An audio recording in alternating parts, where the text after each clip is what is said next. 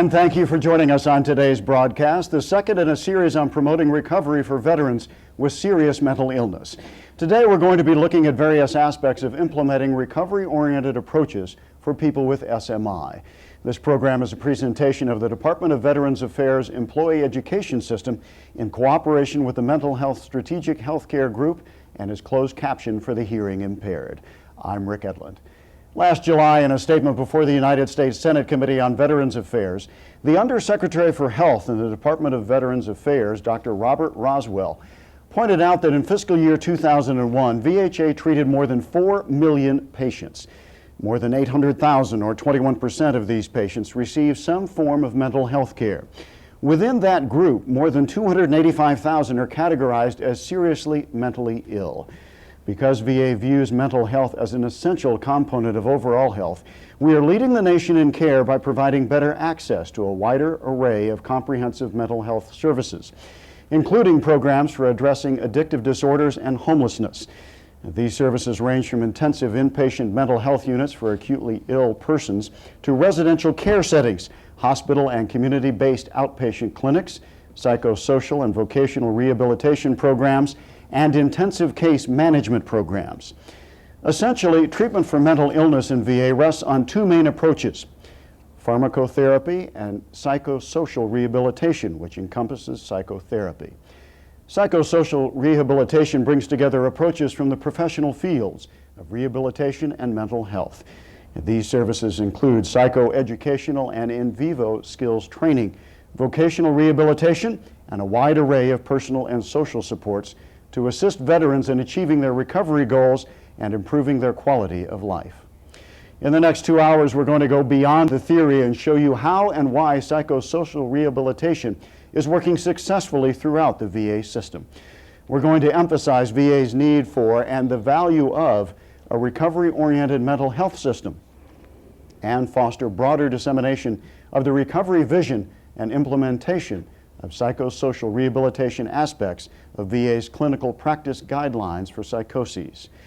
Now, after the broadcast, you should be able to identify at least 3 reasons why it's essential that VA embrace more recovery-oriented mental health approaches, summarize the characteristics of a recovery-oriented mental health system and the approaches that embody these characteristics, discuss the psychosocial and environmental problems from the DSM-IV and their corresponding treatment protocols within the VA clinical practice guidelines for psychoses, and identify the 3 key steps to begin movement towards more recovery-oriented approaches.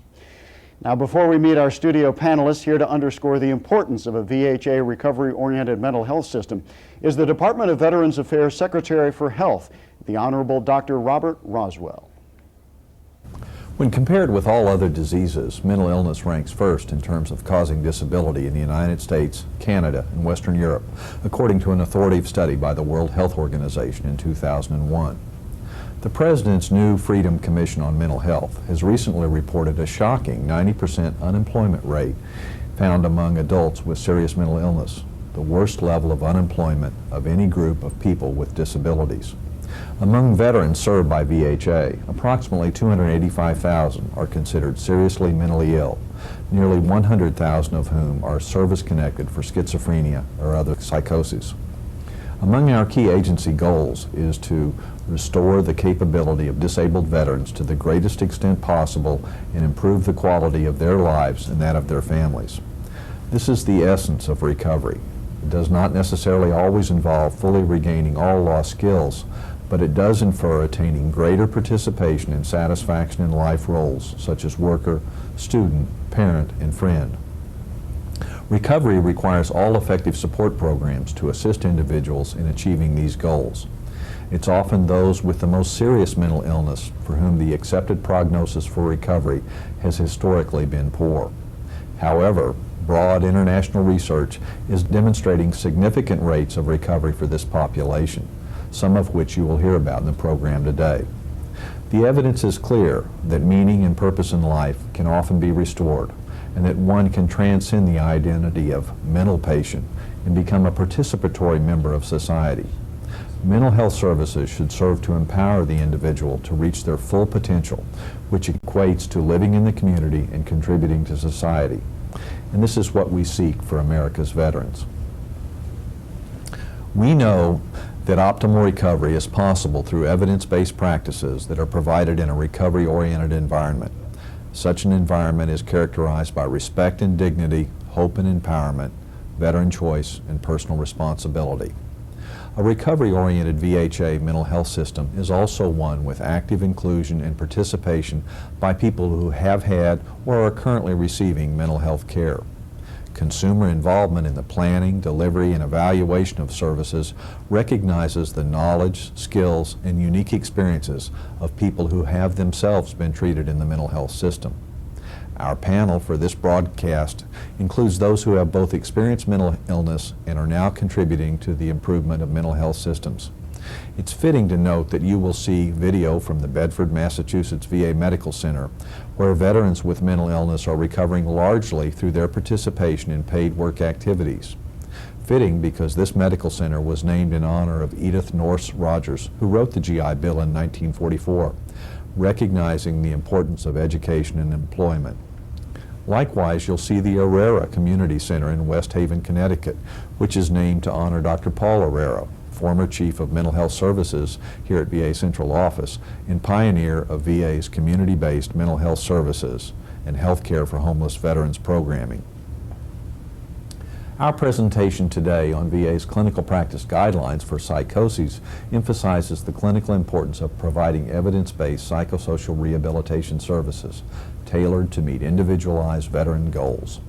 In VHA, we must ensure both access to and the delivery of the highest quality of psychosocial rehabilitative care in order to minimize relapse and rehospitalization, but most importantly, to keep our promise to America's veterans. It's not enough to reduce symptoms of serious mental illness. VHA's mental health system must be oriented to the single most important goal of the veterans it serves, the goal of recovery. It's imperative that VHA mental health and primary care providers recognize the recovery potential of each and every veteran with serious mental illness. While this perhaps challenges our more traditional perceptions, today's broadcast is designed to provide the vision of a more recovery-oriented VA mental health system, as well as practical strategies and clinical guidance to achieve this agency goal. I am told we had a few audio problems at the top of that tape. We want to apologize for that, but we do want to thank Dr. Roswell for sharing his thoughts with us today. Now, with me here in the studio, Dr. Ed Knight, the Vice President for Recovery, Rehabilitation, and Mutual Support at Value Options Incorporated.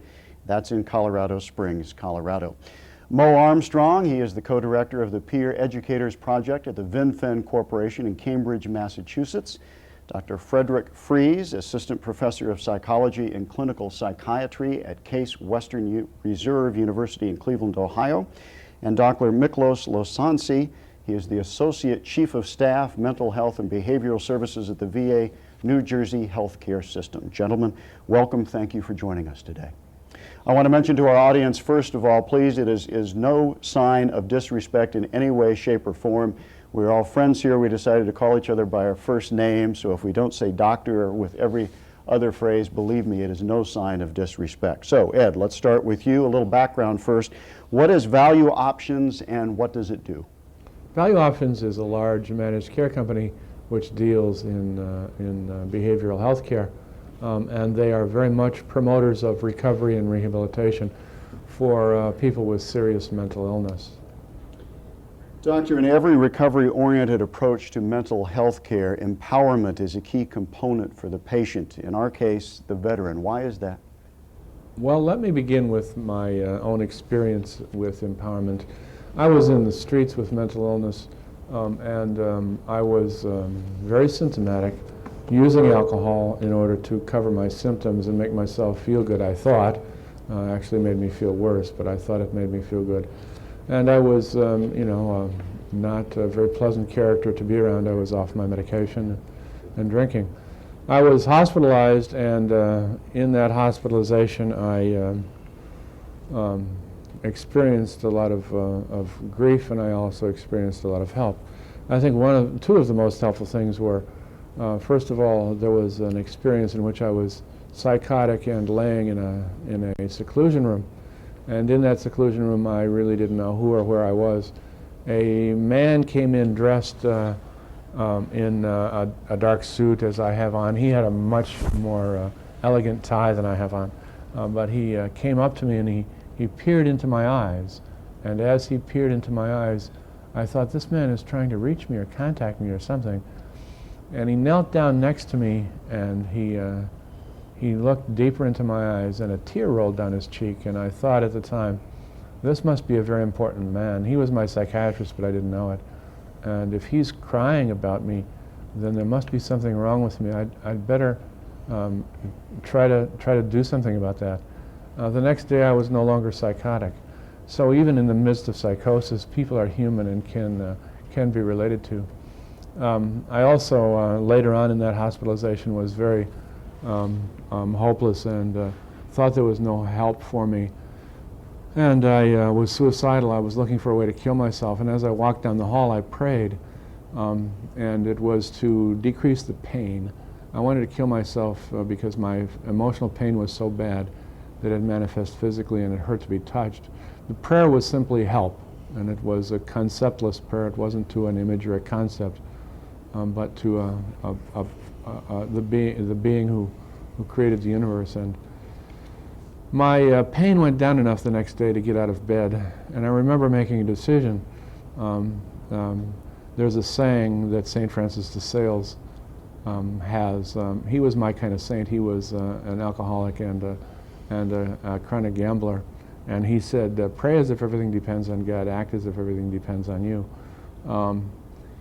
I made a decision that I was going to somehow help myself and other people with serious mental illness. The treatment team then, a little bit after that, decided that I was ready to be discharged and asked me to set goals. So I remember they had this great goal-setting process. Now they said, go set a goal. So there was no preparation, there was no working with me to try to help me figure out what I needed and wanted out of life. And so I went and sat on my bunk and worried a lot, and thoughts ran through my head. And finally I came back and I said, well, I have a PhD. I'd like to do some research on mental illness. And they said, Dr. Knight, that's a delusion of grandeur. So I went and worried some more and came back and said, I'd like to start some self-help groups. And they told me again that was a delusion of grandeur. So I said, well, I'd like to write a little. And they said, Dr. Knight, you have to realize where you are. You're on the back ward of a large mental institution and you have schizophrenia. You'll be lucky if you can concentrate on the ABCs enough to do filing. And I was very, very depressed after that. I then was changed to another treatment team, and that treatment team had a different psychologist who was in recovery from alcoholism, not from mental illness, but from alcoholism. And he formed a very tight, caring relationship with me. And he read my chart, and he called me into his office one day, and he said, don't ever give up your delusions of grandeur, because those are your goals. And he really gave me a lot of hope. He empowered me to make decisions for myself and to live out my dreams. Remember that the power of negative thinking is very powerful. Just think for yourself. If you hear 9 good messages during the day and 1 negative message about yourself, which one do you remember and which one do you think about? Too many of us tend to dwell on the negative, don't we, instead of the positive? Yeah, yeah. Well, Doctor, beyond your own experience with mental illness and recovery, you've been very successful in changing a large traditional mental health system to a recovery-oriented one. Can you tell us about that systems change process, please? Yes, I think there are several elements in change within the mental health system, but I think 2 of the most important ones are administrators and leaders in mental health understanding recovery and understanding the research on recovery, which is very solid. For people with schizophrenia and bipolar and major depression. I think that another thing that's very important is training in order to change the expectations of staff and of consumers. And it's extremely helpful if the trainers can be or can include mental health consumers themselves. I think the site that I'm most proud of is Southeast Mental Health Services in La Junta and Lamar, Colorado. They were the winners last year of the Eli Lilly Reintegration Award in clinical medicine, 2nd place. And it's a site I'm very proud of and worked at and still work at very intensely. At that site, among people with serious mental illness who have been in and out of the hospital for years, we have a stable population that has hardly any hospitalization anymore. 42% of that population have gotten jobs, are going to school, or are volunteering. 49% of that population has new non-mental health friends in the last year. All of the services are by choice now. The pre-recovery array of services was really a system of force in which, in order to get housing, you had to accept everything else. So you had to go to day treatment a certain number of hours a day, and that was the cash cow for the system. And you had to be a part of an ACT team, and you had to have congregate living for many people. We closed the day treatment program in the midst of my training, and I remember the staff was quite upset, and they said, "Dr. Knight, what are we going to do?" And I said, "Just listen carefully in your everyday dealings with consumers and help them figure out for themselves what they really want out of life." And so we used a psych rehab approach, and then help them find the skills and supports they need to get and keep what they want out of life. We have achieved a good job rate among those people. Aspen Diversified Industries has moved from a sheltered workshop to a competitive arrangement in which all jobs for people with disabilities are competitive. And it's a heterogeneous employment agency which hires not only people with mental illness, but also finds placements for people with poverty problems and with other physical disabilities. So it's both competitive and heterogeneous, which is very important. Other array of services, which are other arrays of services which are very important, are a crisis hostel where you can show up at any time of the day or night without any reaching any kind of symptom threshold. You don't have to be dangerous to self or others. You don't have to be hallucinating. Just feeling funny at 3 in the morning, you can call and be driven in a consumer business. The consumer business is transportation, and you can stay for an hour and talk, or you can stay for a week and just chill out. It's very important for helping manage one's illness to be able to do that. Illness self-management is a best practice.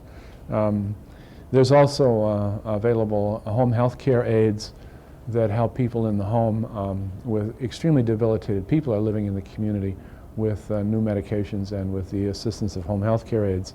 Home health care aides is being transitioned to a consumer business, so there will be peer-to-peer services for people not only with mental illness, but people with mental illness will also be home health care aides for people with other physical disabilities. The support network is very important. As we closed group homes, all the group homes are closed now, and ACT teams, by the way, died from attrition because people were doing so well. But we clustered 5 or 6 or 7 people together in a large apartment complex, and in that apartment complex, people naturally formed support groups among themselves and support networks. There's also consumer employees.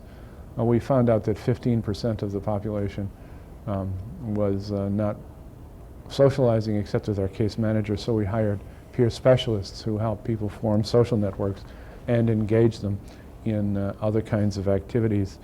The functional scores before were below average, and after the beginning of recovery they have risen to average, and so functionality has gone up among the whole population. The consumer businesses and support groups are very important in the mix of services because they help consumers believe that they too can be effective in life, and self-efficacy is very important in relation to the quality of life and in relation to controlling one's symptoms. So is consumer mental health staff important for self-efficacy. When you see somebody who's done something that has the same condition as you, you're more likely to believe you can too. So thank you.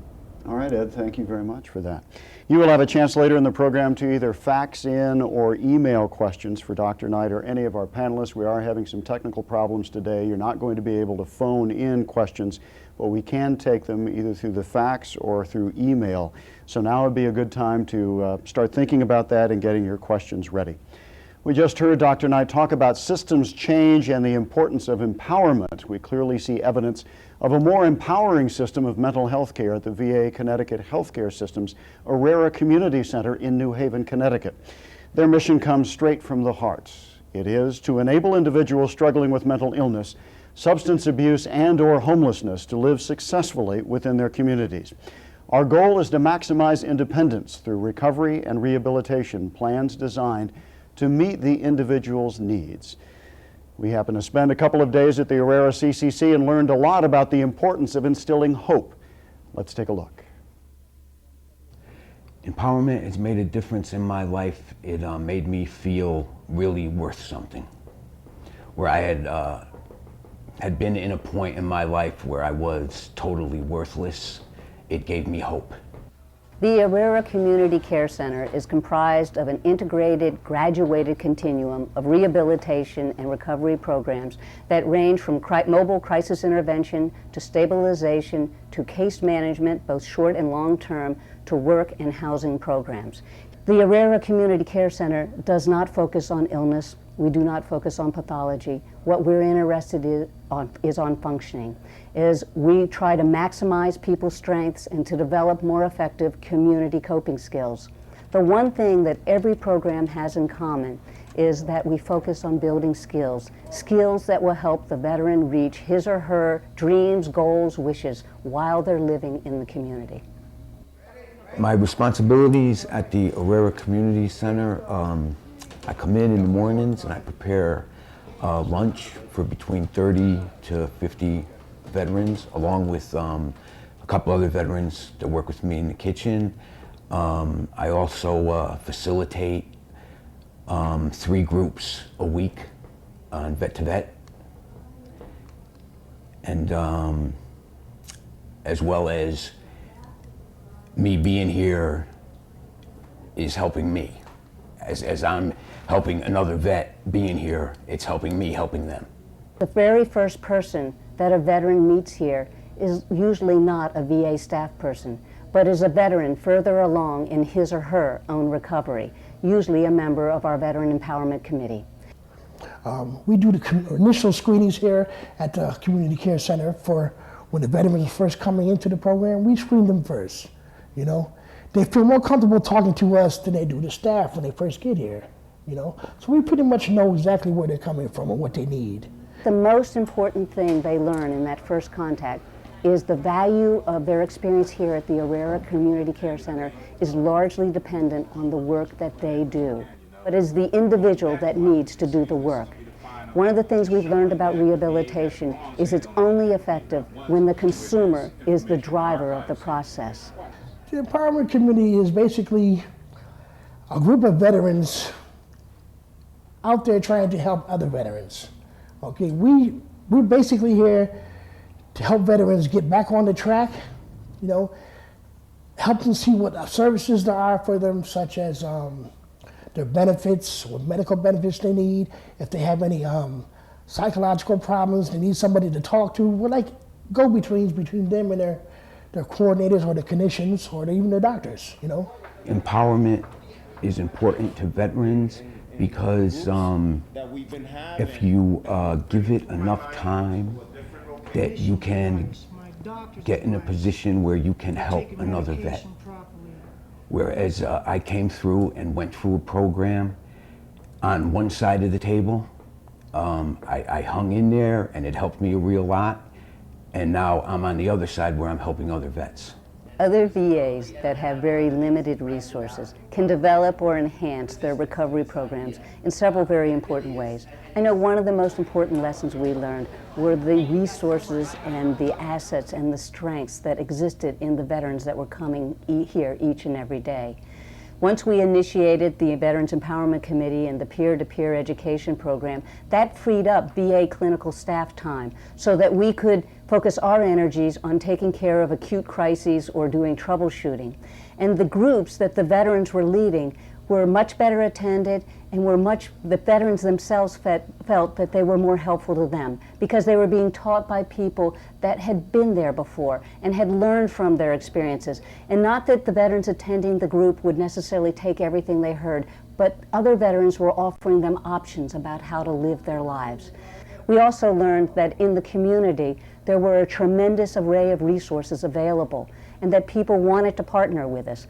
And as long as we went out into the community with our veterans often, we learned what was there and we could partner to expand resources. We are very proud at SBCS&ET to be associated with the Veterans Administration and VA Affairs, in particular the Herrera Center here in Connecticut and New Haven. I think it's a great public-private partnership, and we're just very proud to be associated with all of your efforts. I will say this, that SBC and SBCS&ET just have a long heritage of supporting communities, and there is no greater, more important community than the veterans community. And we're very proud as an organization to continue our support. We eventually got involved with key employees of the VA that ran the Herrera Community Care Center in West Haven. And through that relationship, we really started to bond with our veterans in Connecticut. That facility provides a service that really needs to be shared with many other people. It takes homeless people and provides them a path through professional care and caring from the employees that are veteran, VA employees, but most importantly to a veteran, they're not at the VA facility, they're in the community. And the care that they provide, both psychologically and professionally, and nurture these men along to where they can rejoin society, makes us feel good that we can help them.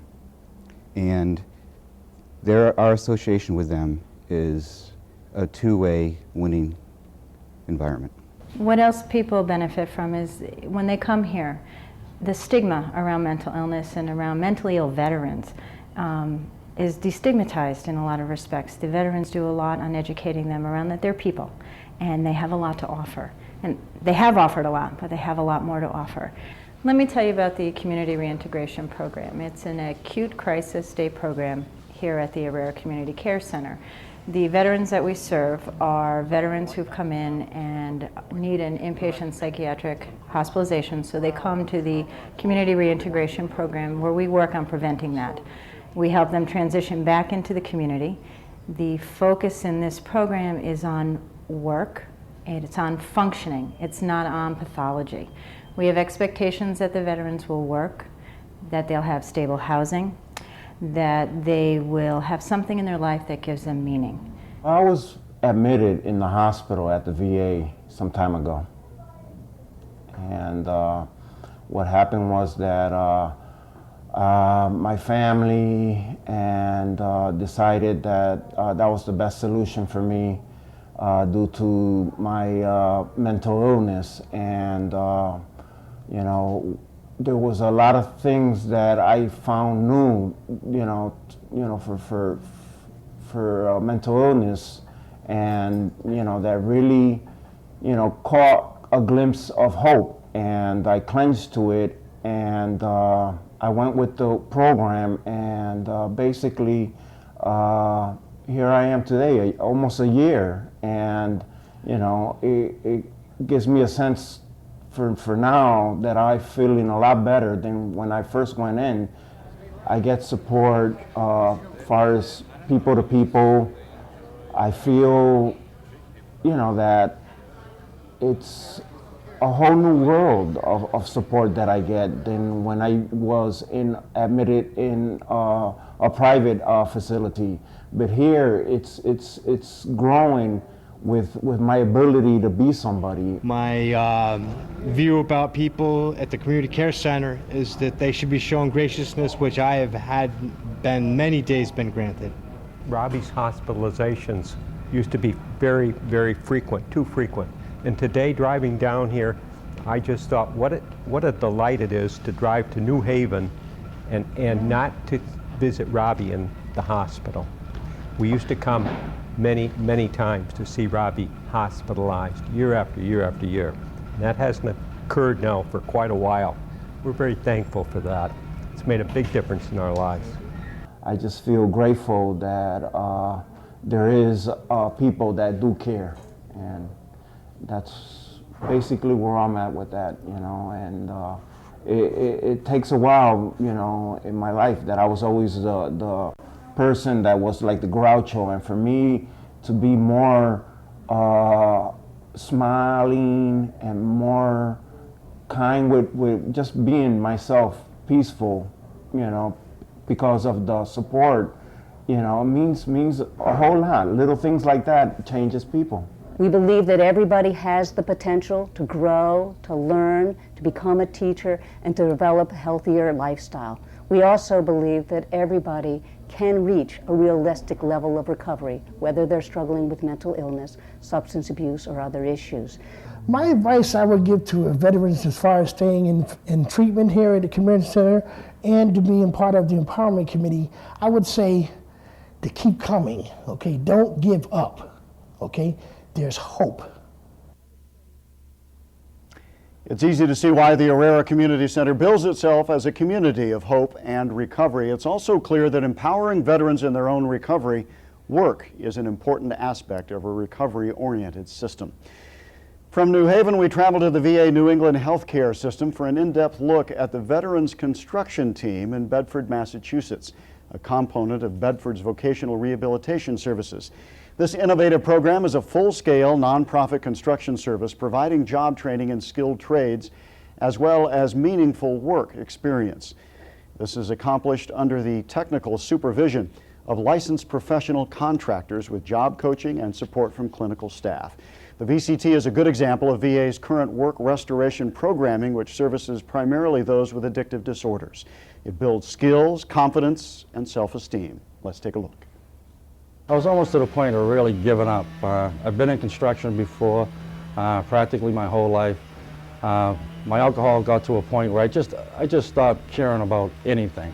And through this program, it's given me the confidence a little bit by a little bit to get back and to gain my confidence and my self-esteem, that whole thing, to a point now I feel good about myself and what I'm doing.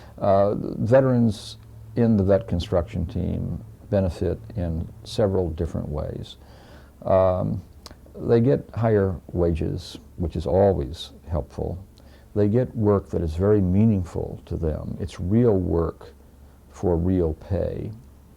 They benefit by being part of a team and recapturing that spirit of team that is so important for the work that they have done earlier in their lives as members of the military. They benefit by being around hospital management who are always inquiring about what progress is being made on a construction project. They benefit by having access to their clinicians. They benefit by what I think of as the time-honored principles for people who are under stress, of immediacy, proximity, expectancy. And by immediacy, I mean they benefit by having both a skilled tradesman with them as well as a clinician right away when they encounter problems. They benefit by solving problems at the work site, the proximity kind of issue. They don't have to wait to go to an office detached from their everyday working. And they benefit from the expectation that they will produce, that they will be productive. And so that message of immediacy, proximity, and expectancy is so important in the recovery, particularly of those people, those kinds of individuals who have been stressed in their life. It's still the best way to rehabilitate. Well, the program is, as far as I'm concerned, is the best thing since sliced bread for veterans. It offers an opportunity for transitional employment in a structured environment. The supervisors that are in the program are an extension of the clinical program. They keep a tightly controlled job site that gives the vet an opportunity to address his clinical issues while earning a sustainable wage. Well, the activities of the Veterans Construction Team fit into the care model in numerous ways. One thing is for sure, there's a great sense of achievement when you work within a team and your name goes on it. You know, on a daily basis, what we see is people have these individual projects, whether it be a painting project, carpentry project, and at the end of the day, they can see what they produced. That brings on a good sense of achievement, of accomplishment across the board, and in turn, they're working within a social environment, the veterans themselves, that recognize each other's shortcomings or failures, and they assist each other to overcome those. The veterans really have a strong sense of accomplishment when they're doing their project, and at the end of the project, when they can see what's actually been produced, and their name is going to be on it for a long time. In addition, the connection, particularly the connection amongst themselves, because at one time they served in the military as a team. And once again are they a team. Once again there's a leader that they follow the instruction and they move forward. We see them rise to that level, and that shows up in numerous ways. Number one, we see them beginning to pay child support because of their income they're generating. We see them getting a license back, which has been lost for numerous reasons. We see them contributing back into the community, getting independent living, developing relationships. So it's amazing when you keep people in a structure that they're very familiar with, where they can produce and succeed. And I see this as a very successful model because veterans are serving each other once again, and they're part of a team. The program started out small, offering veterans an opportunity for a transitional work experience. It was getting them in to dust off their skills through supervision and having job coaches out in the field assisting them through the process. We got pretty comfortable with that, and we've expanded, whereas we're working with the state and the court systems to offer supervised work experiences. We can sign off on their 40-hour work week for the Department of Probation and probation officers. We go into the registry of motor vehicles, and we provide documentation that these veterans are remaining sober and they're participating in substance relapse prevention programs and substance abuse programs, and they've demonstrated credibility in long-term sobriety. We work with the Department of Licensure for their apprenticeship hours. The Veterans Construction Team offers the veterans, men and women, an opportunity to work in the fields of their choice. One reason I encourage them because what it done for me, and like I said, I had a lot of friends out there that don't even know that this program exists, and they can see how I even learned the trade. I didn't know nothing about electrical.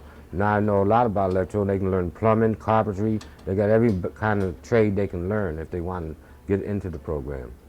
I was an alcoholic for a lot of years, and I went through a lot of different things, you know, lost marriages, all this stuff. I was almost to the point of really giving up. I've been in construction before, practically my whole life.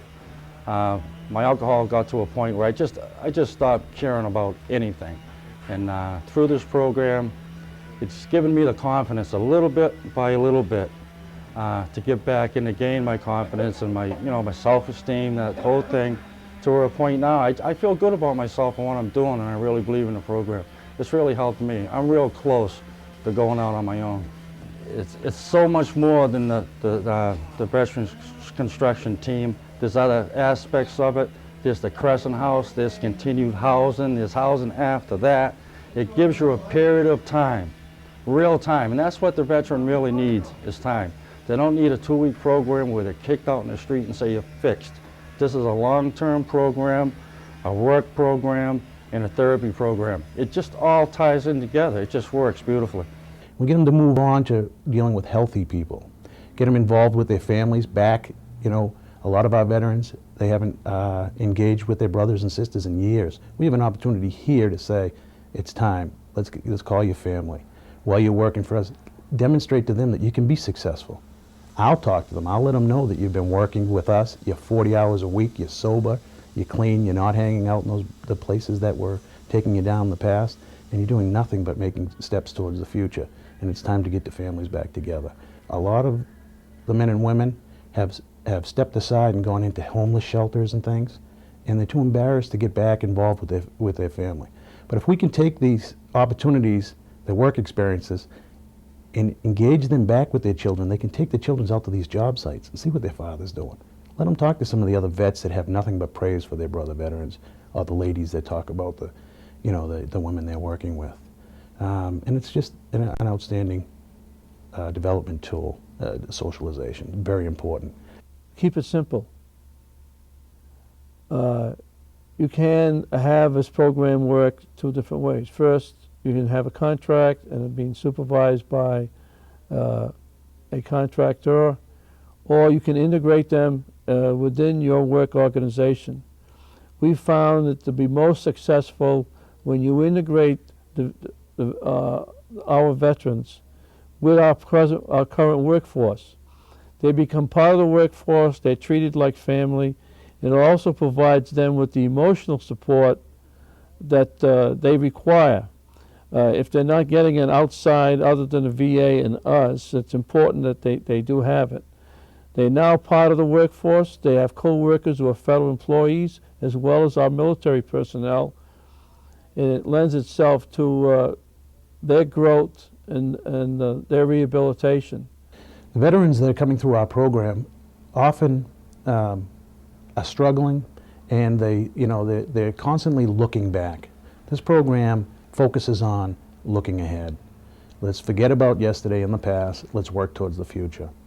If I may tell a little story, when I first started this project, I was in need of some equipment, and I went to our engineering shop and I said, can I borrow a couple of screwdrivers?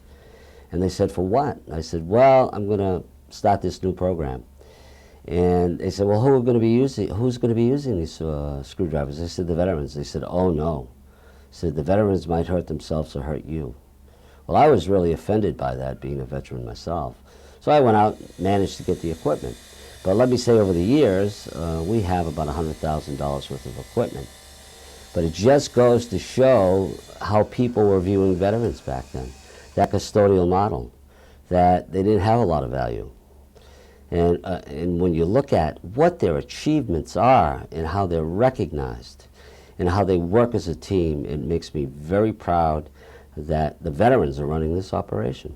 It's quite satisfying to see someone who has had some difficulties be able to leave our program, leave working with us, and be able to restore his life the way he had hoped it would be. To us, that's our second reward. Well, it took me from the streets, and now I have learned a trade. I'm an electrician now, and I'm going to study for my license. And this way I can go out and probably have my own shop one day in trucks. So it helped me, it really helped me. Bedford's Veterans Construction Team is helping to create a hopeful future for veterans who not so long ago didn't believe they would have one. As VA work restoration services evolve to include serving more veterans with serious mental illness, we expect to see greater emphasis on job development that is driven by veterans' individual career choices, a more rapid placement in community job settings with supports provided. Now we're going to hear more about supported employment during our segment on implementing evidence-based clinical practice guidelines. We want to give a special thanks to Lori Harkness, Darla French, and the staff at the Herrera Community Center, and Bernie Cornor, John Howarth, and the staff at the New England Healthcare System in Bedford for their invaluable assistance and support in the production of those videos. Thanks again. Well, Mo Armstrong, you were a guest on our first program almost a year ago. It's good to see you again. Thanks, Rick. You're looking well these days. You had quite a story that you told us last time. You have experienced mental illness. You were homeless for a while. You started over by getting treatment from the VA.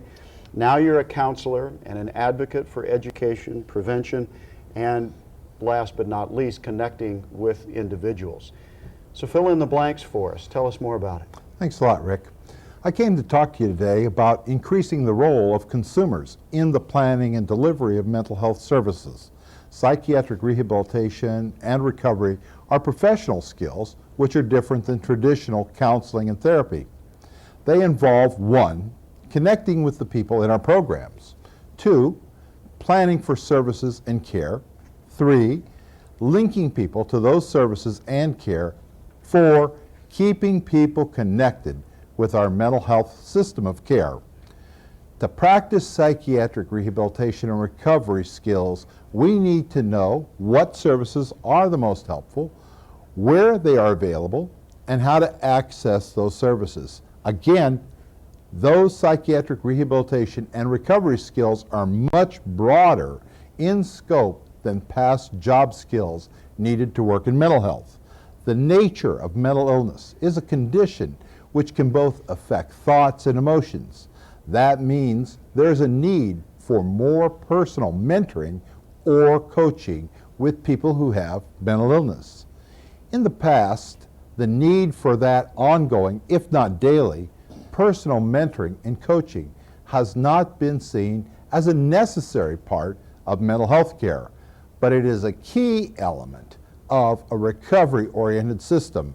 Furthermore, in a recovery-oriented mental health system, many of the people who provide mentoring and coaching are other people with mental illness, clients and or consumers, from our mental health system. Some parallels might be seen in blind and deaf services. Years ago, almost no blind or deaf people worked in their system.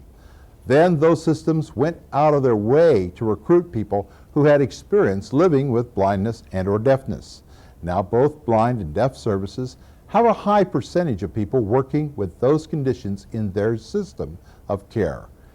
Mental health services based on a recovery and rehabilitation model require a strong educational component. We can learn to live with mental illness. We are not healing anyone. We are finding out how some people live fully and successfully with their psychiatric condition. We then teach other people about these coping skills and environmental accommodations. Then we are planning and linking people to services which will allow them to develop their highest human potential. We never give up on anyone. We are continuously striving to improve the lives and opportunities for the people who come through our mental health programs. However, to have people become active participants in our mental health system, they first need to be connected with. Having peer support, education, and outreach are great tools to connect with people. Most people with mental illness can feel alienated. Having someone who is similar to those of us with mental illness and having someone who has the same experiences with the mental health system can go a long way to connecting us to the people who want to help. When mental health programs have people with mental illness in them, people who are trained and developed to do outreach and education, they can give that day-to-day support and encouragement to many others. We are not then paying people with undergraduate, master's, or doctor's degrees to help people get around on public transportation, fix up the apartment, get to the mental health program and or employment. Instead, we can be paying peer support workers who are an integral part of our mental health system and working as paraprofessionals with the clinical team to become educational mentors to those in need. Peer education and support is very cost effective. Peer educational support can also be crucial in keeping people stable and receiving necessary mental health services and care. For instance, I have met many people who have had several attempts at housing. They've lost several housing opportunities. If they had peer support teaching them how to keep housing, they might have stayed in the initial housing opportunity rather than losing their housing several times. Connecting with people and keeping people in services are two components of this rehabilitation and recovery model, where peer support workers could be an important role. Besides education and outreach, I'm a believer in prevention. Prevention, education, and outreach are three important and many times under-acknowledged or underutilized foundational building blocks of mental health care.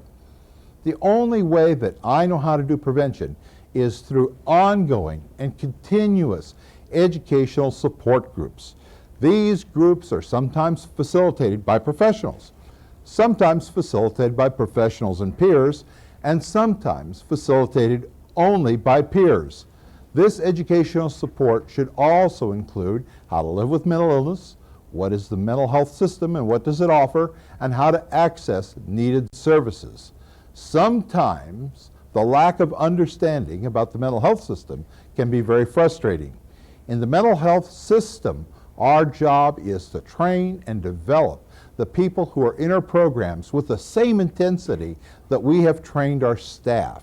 We can find clients in our program who are doing well and have them fill valued staff roles in our mental health system as peer support workers. Peer support is expanding in the mental health system. Educational support meetings and personal life skills education are some of the newer mental health practices and approaches. In cooperation with the Massachusetts Department of Mental Health, Department of Medical Assistance, the Behavioral Partnership, Vinfen Mental Health Corporation, and my wife Naomi, I'm honored to have established many peer educational support groups in the Commonwealth of Massachusetts. Another honor for me has been to work with the Veterans Administration, Northeast Program Evaluation Center, VISN 1 MIREC, and the Paula Rera Community Care Center in West Haven, Connecticut, to set up educational support groups there. Peer support works. It seems to work best when it is part of the mental health system of care. Those of us with mental illness seem to benefit by daily learning about how to live with our psychiatric condition. We can also read and learn from the recognized literature about mental illness and mental health programs. Mental illness might leave some of us with varied states of emotional vulnerability. We have a mental health system based on rehabilitation and recovery. We can implement a network of peer support which educates and nourishes those of us with mental illness and helps to overcome the emotional vulnerability. Good old-fashioned education about our mental illness and the mental health system can help bring us to new levels of sanity, stability, sobriety, and safety. We can learn to live with mental illness. However, you will hear me say this afternoon and many other times. As those of us who have experienced and benefited from the care that we have received from the mental health system gradually improve, we have a moral responsibility to go back and give other people in our mental health system programs the same opportunities we got. Thank you for inviting me to speak to you this afternoon. I'm a person who has received and continues to receive my mental health care from the Veterans Administration. I'm grateful for that care. Thank you to all people who have worked with me and other people like myself in the past and present. Your care worked for me, and I hope you're proud of me and the results of your time and effort with me. I'm proud to be part of your system. We can build a system of recovery-oriented mental health system, services and care in the VA based on connecting, planning, linking, and keeping people engaged, and prevention, education, outreach, and lots of peer support.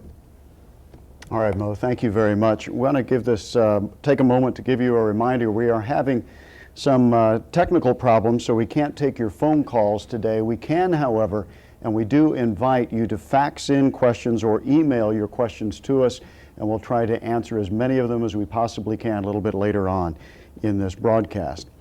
Now, Dr. Frese, you too are with us on our first broadcast, and like your colleague Mo, you also experienced mental illness. Tell us a little about yourself and why you believe consumers can and should play a major role in service planning. Thank you very much. It's good to be back here for a second presentation, but I really want to say that this is quite an honor and a joy to be on this presentation with my fellow presenters here, both of whom are graduate educated, and they're both quite comfortable and open about the fact and accept the fact that they've been diagnosed with schizophrenia. I'm very excited about this, and well, you know how we schizophrenics are. We say strange things, and things come to our mind. And right now, the thing that comes to my mind is, of course, the tradition of the three presenting themselves before all. And I can't quite remember the order, but I think it's see no evil, hear no evil, and speak no evil. Now, that puts a tremendous burden on me for these 15 minutes to try to communicate about schizophrenia in avoiding any reference to evil per se.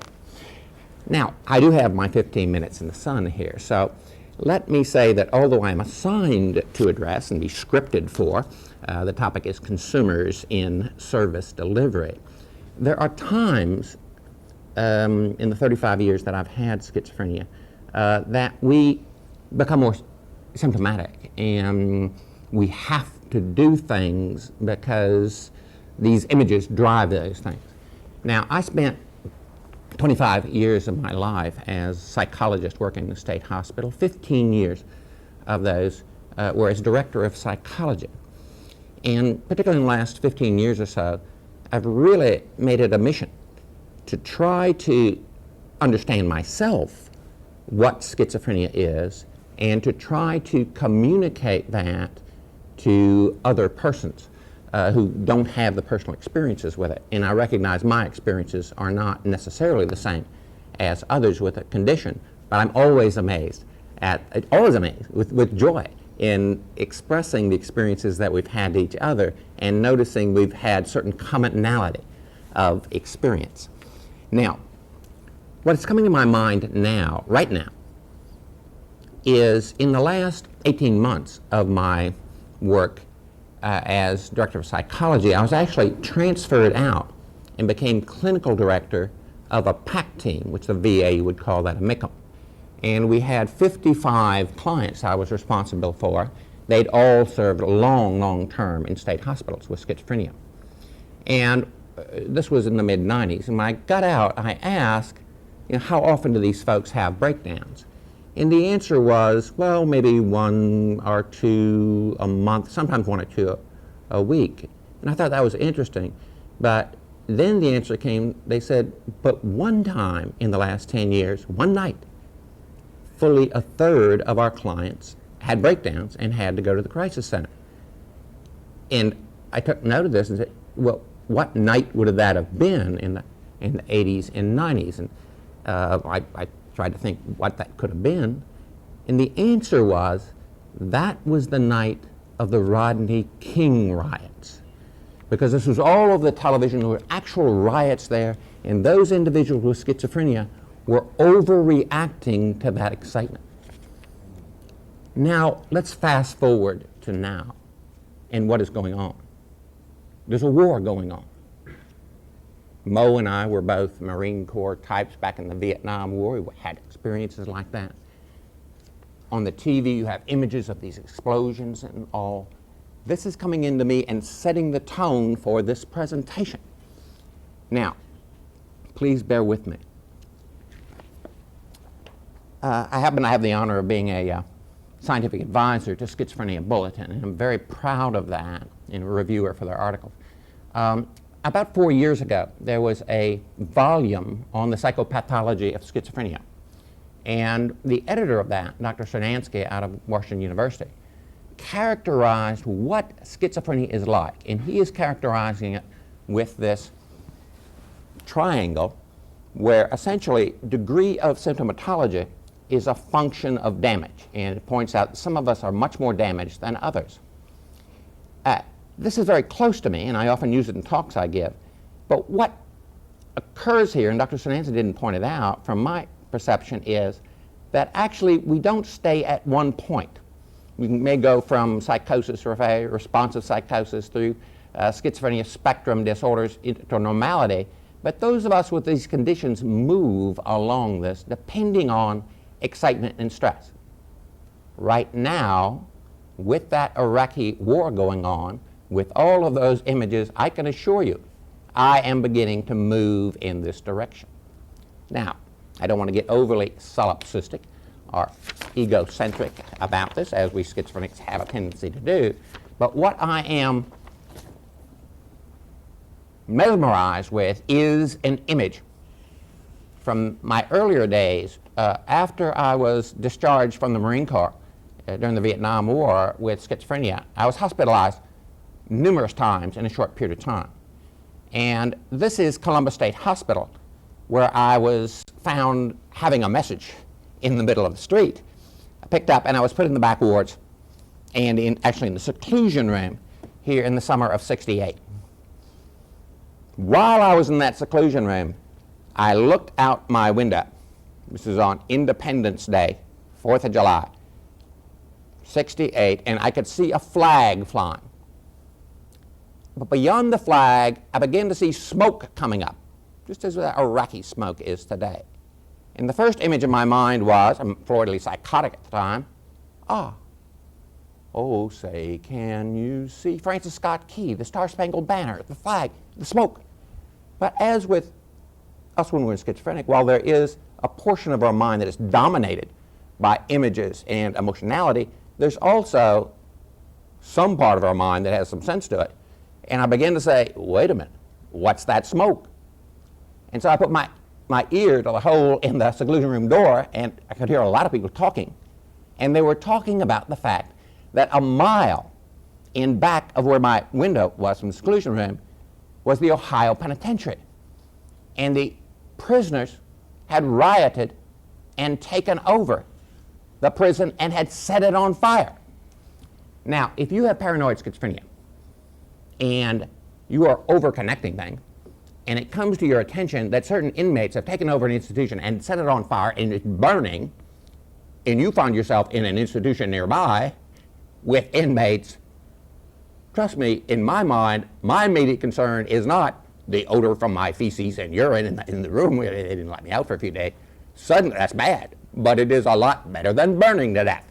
And so I get very excited. I'm looking out at my fellow psychotic persons, scared to death that they may organize themselves and burn this thing down, and suddenly it dawns on me, nah, these guys could never organize to do anything unsafe. Yeah? Our abilities, and we do have some, but certainly in the summer of '68, being able to organize ourselves was not one of them. And for those of us in those conditions, and I was taken down to a court, and the thought of Emil Kraepelin, the founder of psychiatric nosology, who said you cannot recover if you have schizophrenia. I was told I had schizophrenia. I'd been hospitalized 5 times. I'll never forget the smile on their face when I said I'd been hospitalized quite a while, 5 months in Bethesda, and they smiled. It's not very long at all, son. You have schizophrenia. You got to spend the rest of your life being cared for in these state hospitals. The thinking you cannot recover from schizophrenia was orthodoxy in '68, and those lingering perceptions of what schizophrenia is like unfortunately still exist. Hello? We have changed since that time, and yes, we had deinstitutionalization. I started in the '60s here, where Thorazine and Stelazine came in, and we went from over 500,000 down to the 2003 Freedom Commission from the president shows only less than 40,000 of us in those hospitals. So we have gotten out. We have been given our liberty. But what happened when we were given our liberty? What was our image of the people who cannot recover and being given your liberty? Well, you're going to wind up homeless in the streets, as both Mo and Ed have been in the past. Or 150,000, according to SAMHSA, still in that condition. Or, hello, we have a new place for you. It's the prisons and jails. The current figure is almost 300,000. A very high proportion of veterans are being cared for in the prisons and jails. So our deinstitutionalization, you can't recover. You're going to be homeless. You're going to be in some new institution. You're going to be in a jail. But when I said, my perception, these guys will never organize, I was wrong. I was wrong because there were a number of us that got together and got so angry at the system, we'd lost all our rights. When we came out, we began organizing and calling ourselves things like the Psychiatric Inmates Liberation Movement here. Began putting out publications such as the Madness Network News. I don't imagine there are a lot of subscribers out here in the Veterans Administration. All the Fits That's News to print, comedic humor, play on the New York Times. And here we are, all persons with subject to psychosis, taking over the governor's office in California, demanding an end to forced electroshock and lobotomies and the things that were done to us in those days and just before. And in fact, one of us, due to those activities, actually won the President's Committee. Here she is on the front of Mainstream magazine, Psychiatric Survivors. This is Judy Chamberlain, wrote it's called the Bible of our movement. On our own, notice the t-shirt here, the double entendre, shrink resistant. We organize, we meet every year, but my guess is you don't know about this. In the Veterans Administration, you probably don't know what NIMCA is, you don't know what NAMP is, you don't know what NAPS is. These are all organizations, or have been, of persons who have been advocating to improve condition, to make it better for us to recover and to integrate into society.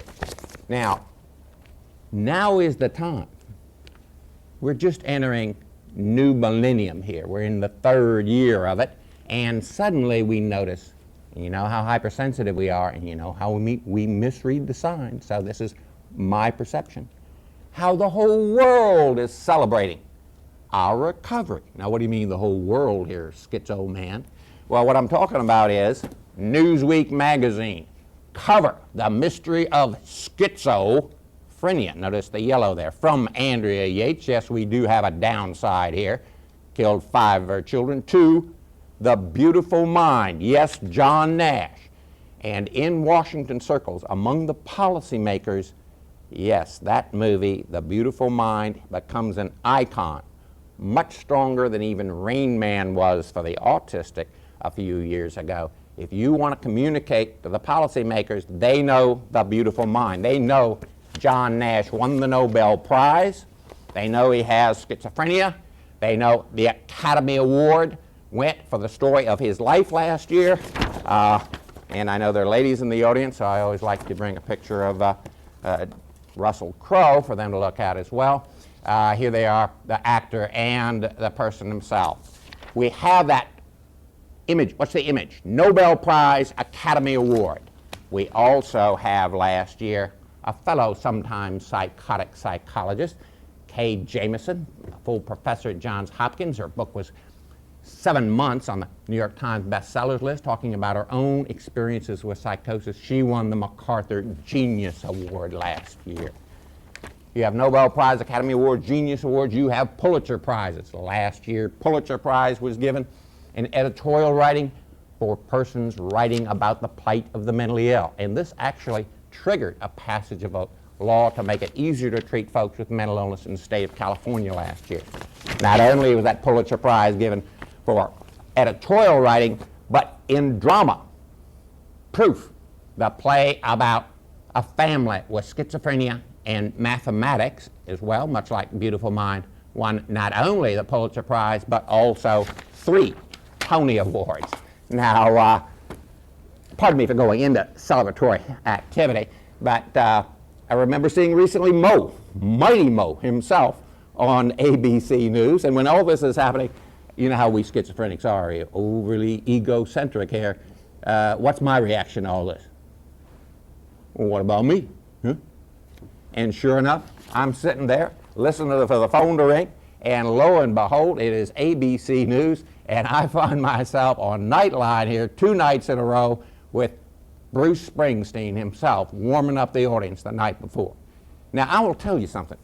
When I was in the back wards in the seclusion room, I'm thinking in my mind, much like maybe Ed was thinking, someday, I'm gonna get out. I'm gonna write. It's gotta change.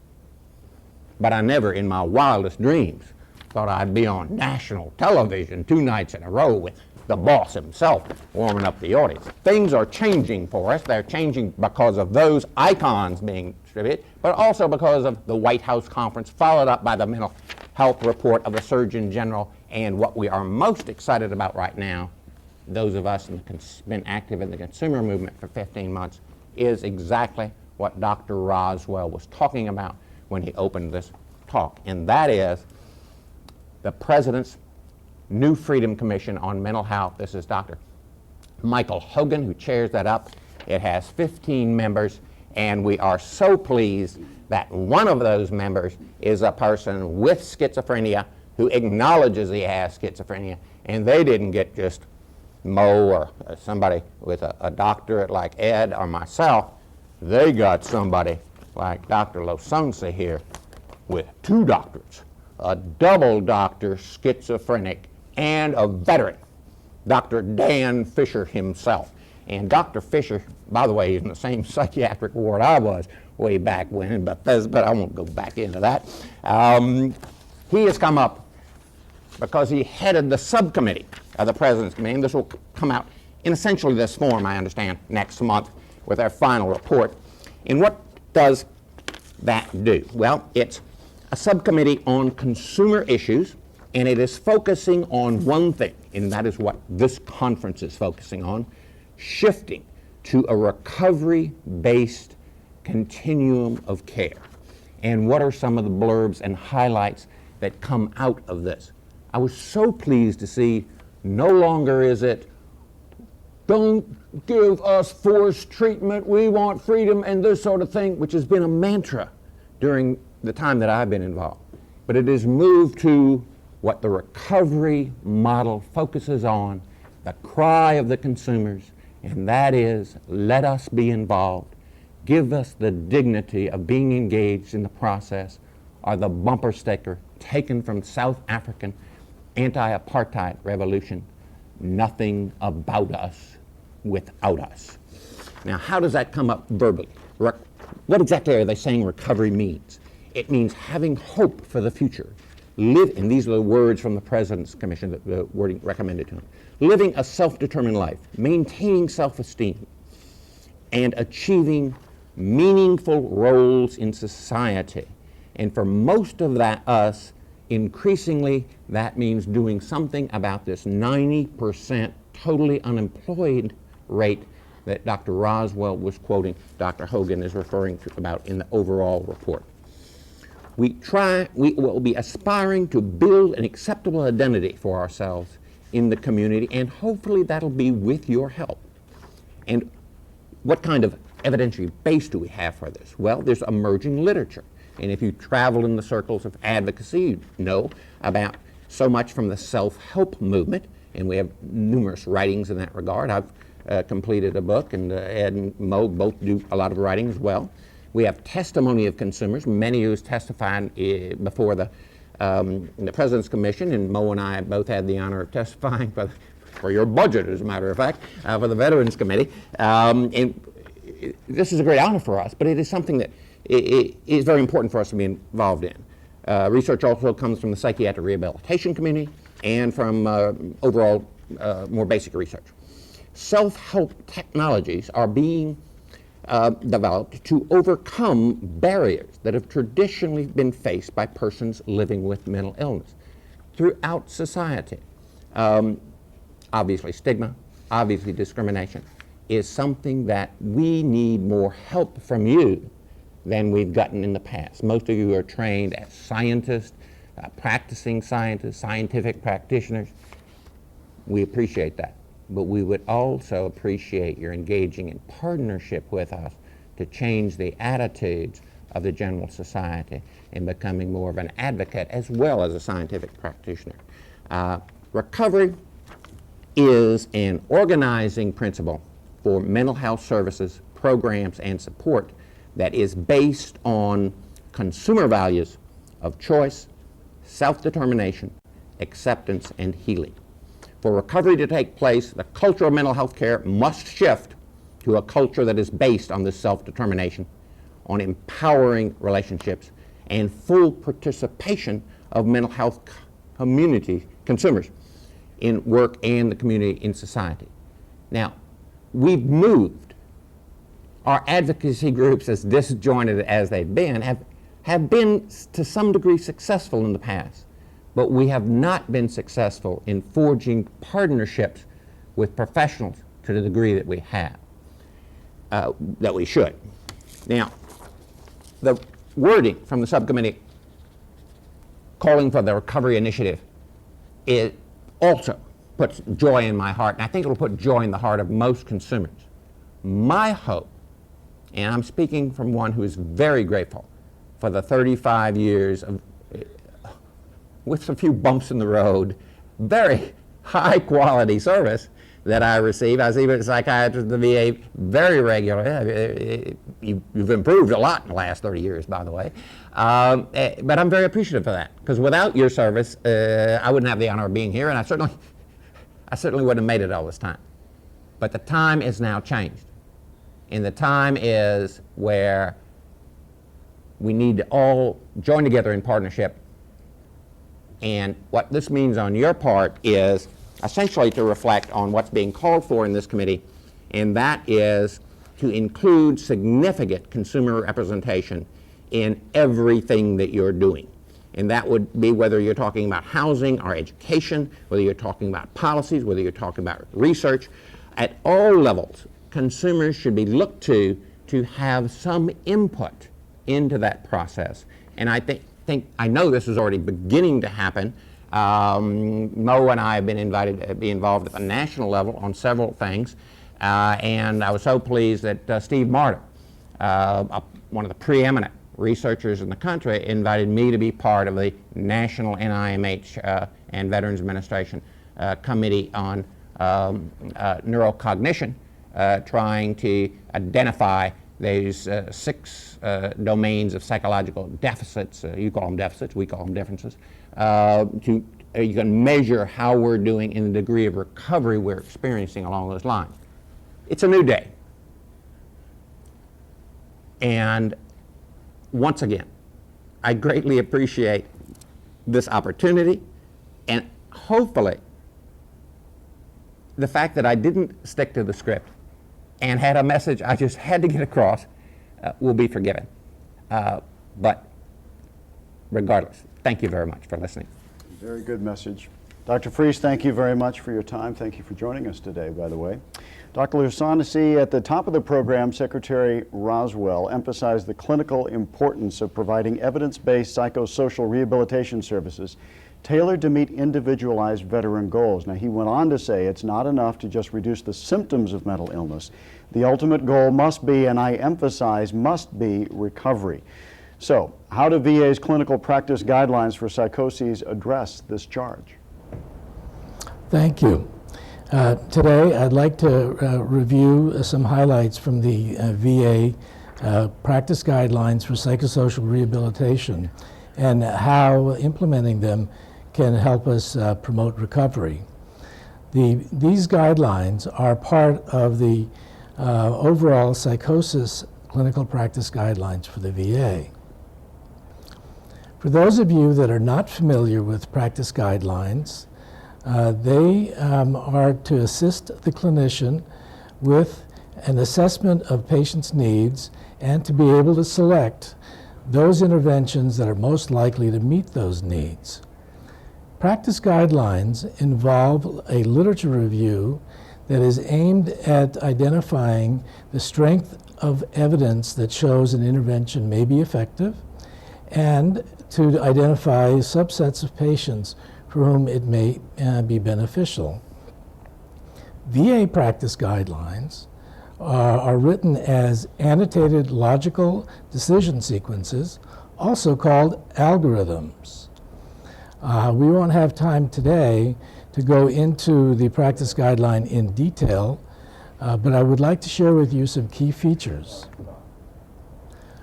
The practice guidelines for psychosocial rehabilitation were developed in 1997 by a work group that was composed of both VA and non-VA clinicians and consumers, Dr. Fred Frese being one of them. And eventually these guidelines were reviewed by mental health leadership in VACO and approved by VHA leadership, becoming VA policy.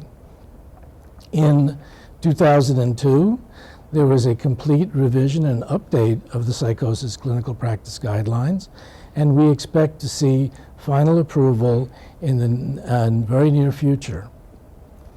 These guidelines are not unique to the VA. They are very consistent with, although not the same as, a number of major guidelines that are in use in the United States today. The population that these guidelines were written to serve reflects its role as part of the psychosis clinical practice guidelines, and specifically includes veterans with schizophrenia, bipolar disorder, organic psychoses, dual diagnosis, and other psychotic disorders. However, it would be fair to say that the guidelines are general enough that they may be applied to most veterans served in our programs. The settings for using these guidelines are broad. They should be applied in inpatient, outpatient, and residential settings. In fact, they can be applied for any and all patients who are not experiencing an acute exacerbation. The guidelines fit neatly into the recovery approach. First, it offers a systematic way of encouraging a veteran to assess his own satisfaction with where he is in life in multiple domains. And secondly, it provides a guide to assist the clinician in helping the veteran to attain his or her highest level of functioning. The heart of the clinical practice guidelines is the needs assessment. And those of you that have available a copy of the handout for the clinical practice guidelines checklist, I'd like you to turn to that now, because it will be difficult to be able to read this from the screen. I will show it anyway. Let me just orient you. The checklist is a list of 7 different domains. Each domain is organized by an affirmative statement of health for that domain. And then if that affirmative statement of health does not apply, then the user is directed to activate different modules within the practice guidelines. Because it is so central to the use of the guidelines, I'd like to review them with you in some detail. The first domain asserts that a person is fully informed about all aspects of his health and avoids high-risk behavior. If that is not true, then the clinician is guided to activate the health education module. The second domain asserts that the veteran has self-care and independent living skills. If that is not completely accurate, then the clinician is guided to work with the veteran and invoke the independent living skills module. The next domain states that the veteran has safe, decent, affordable, stable housing, and that it is consistent with his treatment goals. If that is not completely true, the clinician is directed to activate the housing module. The fourth domain asserts that the family actively supports the person and are themselves very well informed about the nature of the illness and what it takes to be supportive. If that is not entirely true, the clinician is directed to activate the family support module. The fifth domain asserts that the person is sufficiently socially active. That's relative to his own judgment about what he would like to have as his level of activity. If that is not true, the social skills module is activated. The sixth domain asserts that the person has a job that provides adequate income and fully utilizes his skills. If the person wishes to work, the clinician is directed to activate the work restoration module. And finally, in the seventh domain, the assertion is that the person is able to locate and coordinate access to needed services. If that is not accurate, then the case management module is activated. Just as a review, because I know it's hard to see these domains, I've listed them for you on the next slide.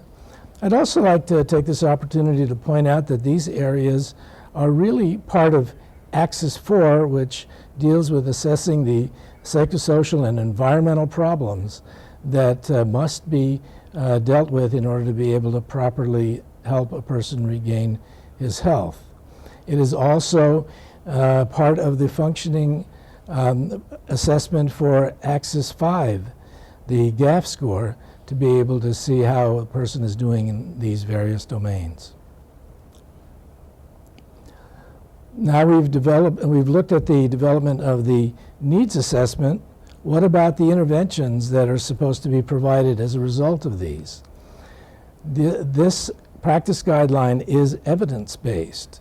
And I had referred earlier to the fact that we determine the strength of the evidence for each article that's reviewed for an intervention.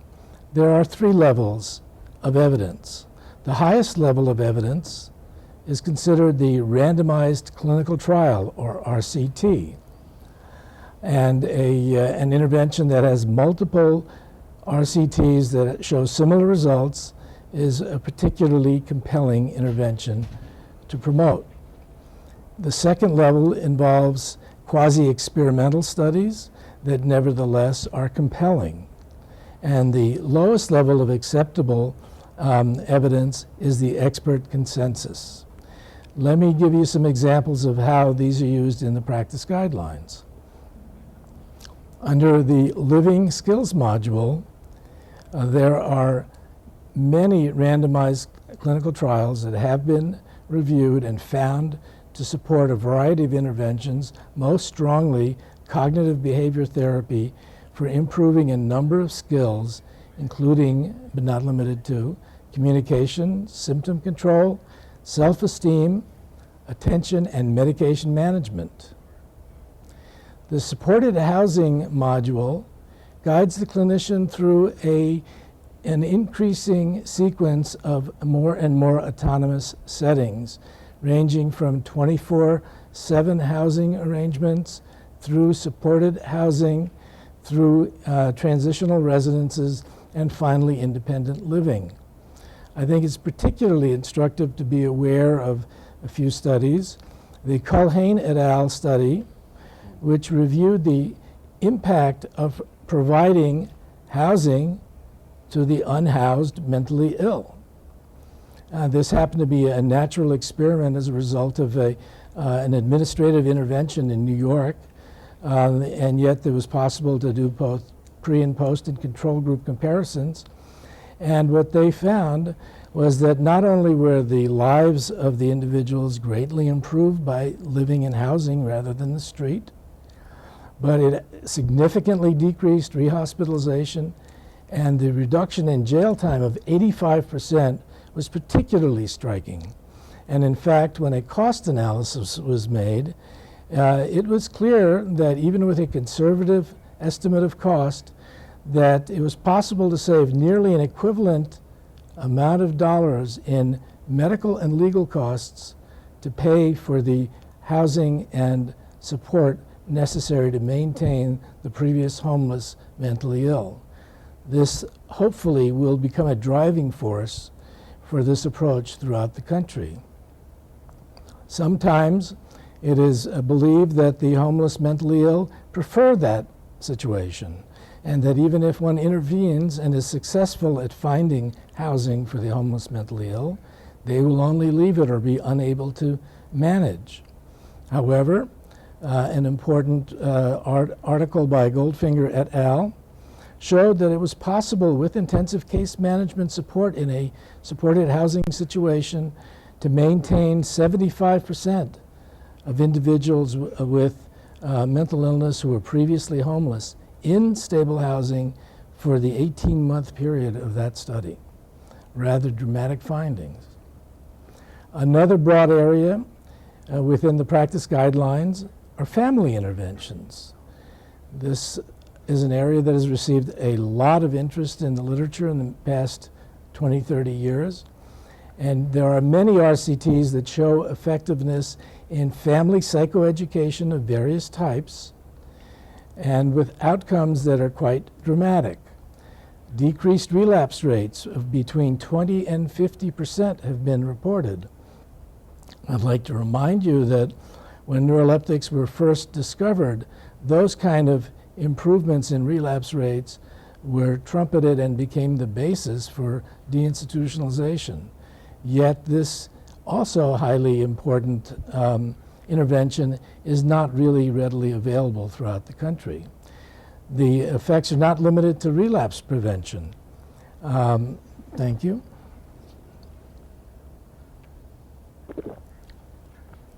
It's been shown that family psychoeducation can increase the vocational rehab participation of the involved family member, and naturally it does lead to improved family well-being and understanding of the illness.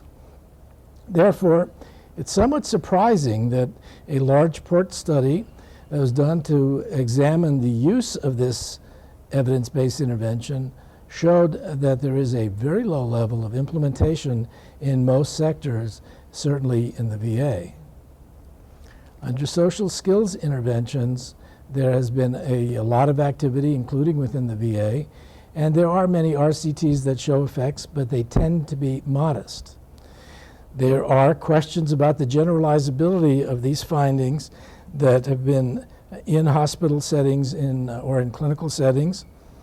However, and this is something that's not in the practice guidelines, but is a recent finding I thought you should be aware of, Glynn et al. Have shown that it is possible to do follow-up work in the community to harden the skills training and to show effectiveness over a much longer period in the community in increasing social role functioning, social relations, and overall adjustment. Work restoration. The work has been done in this area for many, many years. This is a very old slide I'm showing you, but is one of my favorites. This is the result of the randomized controlled trial for the Fairweather Lodge, originally in Palo Alto, in which SMI veterans who had been living for many months within the facility were taught social skills, work skills, problem identification and solving skills, and then were discharged into the community with jobs in the community. And the blue line is the Fairweather Lodge results, showing the average hours of work per week that were performed, and the red line is the control group. This period extends for 40 months past discharge, and you can see that at 6 months past discharge, the average individual in the Fairweather Lodge group was working 30 hours a week in paid employment in the community, a finding that decreased over time but leveled off at something below 20 hours a week, a much higher amount than one normally thinks of for this population. It shows that given the right technology, the capacity is present. The research studies have continued in work restoration, and many RCTs have shown that with supported employment, it is possible to get superior work outcomes for patients with serious mental illness. I should also like to point out that there are a number of reports that demonstrate that high symptom severity itself should not exclude consideration of SMI veterans from supported employment. And to underscore how far we have to go with this, currently fewer than 1% of all veterans with serious mental illness receive any work restoration efforts. Case management is the final domain, and there the evidence base is quite broad, with large numbers of RCTs showing superior results for a rather wide variety of clinical outcomes for intensive case management, which is called ACT in the community, or assertive community treatment, MICM in the VA. Now, ACT models have a number of features that should be present to really be an ACT program, including highly intensive service provision, 24/7 availability, crisis intervention, as well as rehabilitation. And there have been studies that have showed that those programs that are tightly tied to reproducing with fidelity the ACT model have significantly better outcomes than those programs that are not so tightly tied to faithful reproduction. A fact that should be considered in the field in reviewing how to implement MICM programs. The clinical practice guidelines have an extensive table that reviews all of the randomized clinical trials for case management. Okay, well, I've outlined what the interventions are that are present in these clinical practice guidelines. How might your facility go about getting on the path of implementing these so that your facility truly can help facilitate recovery? Well, I'm going to suggest a few approaches. First, if you're not already a facility mental health leader, ask to meet with the facility mental health leadership. Suggest that it would be reasonable to assess the degree to which evidence-based practices are currently available to fully meet the needs of our veterans with serious mental illness. With such an assessment, you can determine which domains need increased capacity or, frankly, new program development. I strongly suggest that you include veteran consumers in this assessment process right from the beginning. I also think you should consider, as we have in New Jersey, developing a local consumer council working with vets that use your services, but also including advocacy groups such as NAMI and veteran service organizations. And then with your consumer council, you can develop a strategic plan, recognizing we're not talking about a 6-month plan or a 1-year plan. It may well be 2, 3, 5 years or more in order to be able to really provide all components of these services as resources become available, knowing that that will be an issue. I think you also need to look at the impact of stigma on veterans with serious mental illness. Stigma has not gone away in the United States. It is broad and wide. It is present in managers and clinicians, in patients, in family members, and needs to be addressed. And then it is key to work on changing the expectations of what veterans with SMI are able to achieve. Certainly, reviewing the practice guidelines evidence base is very important. Continuing to keep up with the literature as new interventions become available. And then to increase the contact of the staff and your veterans with recovered persons such as the outstanding individuals that you've heard speak here today. Naturally, an educational series will be important, bringing in experts that can speak to this, and don't forget the recovered veterans themselves. I would suggest that you may want to invite top management to such educational series. They need to understand what sort of interventions work and what the resource implications of them might be. You may want to develop a discussion group to review this practice guideline. It is complex and it requires thought before deciding how to go about implementing it. The VA is enormous, and the types of recovery approaches that will work in one place may not work in another, and you need to identify which ones will make the most sense where you are. This is a question that I always think is relevant when considering recovery issues with staff. What is it that you want from your life? Think about it for a minute. Surveys have been done with individuals with serious mental illness, and what they give as their answers are probably not very different from what you give.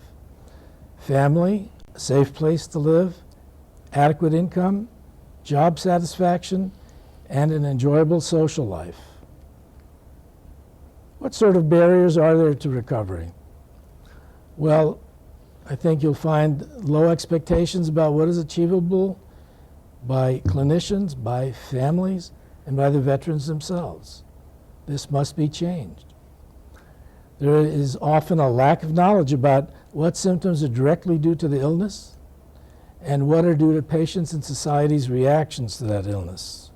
That can be also challenging to change. Even with full understanding, there may be a lack of will to provide proven interventions to bring about optimal recovery. It is not an easy process. And last but by no means least, there can be a lack of resources to provide proven interventions to bring about optimal recovery. So what can you do to try to overcome these? Naturally, use the evidence base to educate people about countering the low expectations for recovery, promote the clinical practices that are in these guidelines to be able to promote veterans' inclusion in the community and living a full life. Remember, the agency's support for these guidelines reflects its expectations that they be followed. You can use this information to help direct resources to proven interventions, and you should use this to assist providers in making the clinical decisions that support this process. So thank you very much for your attention, and I look forward to hearing your questions. All Doctor, thank you very much. We are going to get to your email questions in just a moment. One question for the entire panel before we get into those emails. Your stories are absolutely amazing. I mean, they're riveting. What you all have gone through and the fact that you have made it on the road to recovery is amazing. Some may say, however, that your individual success stories are the exception to what most people, the clinical course that most people with mental illnesses have. How would you respond to that? Well, I think my basic response is to look at the evidence. If you look at the 7 available longitudinal studies over 20 years of people with schizophrenia, you'll find people with schizophrenia, I should say also, who are in and out of the hospital a lot over a 6 or 7 year period, that they recover at rates from 50 to 70%, which is far higher than anybody ever expected, or still expects, because people generally ignore that evidence. Also, if you look at the recovery rates for the spectrum of bipolar diseases, you'll find even higher recovery rates, and with major depression, even higher recovery rates than that. So I think if you look at the evidence, we're not exceptions at all. I also got to say, in New York State, I helped organize about 500 or 600 mutual support groups, and we helped start 30 consumer agencies. All those consumer agencies are people with serious mental illness, and 4 of those agencies are in the $3 or $4 million range of delivering services at this point. So I think that it is probably at this point safe to say it is delusional thinking to think that we are the exceptions. I don't really think that we're the exception. I think what we have to do is kind of redefine what we think is going to be realistic levels of recovery. Out in the hall today, I was thinking kind of how sad it really is that I still have a lot of residual emotional pain. For me, this mental illness never went away. But I don't have to lay my psychiatric trip on my family or on the community. I can pretty much have a good life. You know, I can't get to sleep much. I have a lot of problems with insomnia. I still hear things occasionally. I still see things. But I don't have to fall apart. And when I fall apart, I don't have to put people through the suffering that I'm experiencing. You know, many times I think that we really underestimate what people are able to do, and mental health had a horrible history of not teaching those of us with mental illness what to anticipate and what to expect. It was either we were going to be completely symptom-free or we were going to be sick the rest of our lives. And there's some middle ground in there that we have to learn to discover and define what that is so that other people can learn how to live with mental illness. All right, let's get to some of the emails. We do have some of them coming in. You see the email address on the screen right there in front of me. This is an email from Miami. Anyone can answer this. With the HIPAA regulation on privacy issues so significant, how will a peer recovery system function within a system with emphasis on privacy issues? Peers can follow confidentiality regulations as well as anybody else. I think also, you know, besides the privacy, which I have never encountered people really breaking, we employ about 60 people doing these peer support groups in Massachusetts. Not only do they not break confidentiality, but what I also am very encouraged by is the seriousness that they take in dealing with other people. There's no ridicule, there's no sarcasm, there's no kind of bad attitude towards the people who they work with. We really see ourselves on a mission to save lives, bring stability and opportunity to other people in our system. So therefore, the confidentiality is followed through a real authentic, sincere interest in the people who we're working with. Fred? I want to focus on this because the term confidentiality comes up with regard to hip-hop, but it also harkens back to the earlier question that I didn't get an opportunity to respond to. And this is important. I think one of the reasons the image is that Mo and Ed and I would be unusual is because until very recently, and probably still now, if you do recover, it is not profitable to advertise that fact.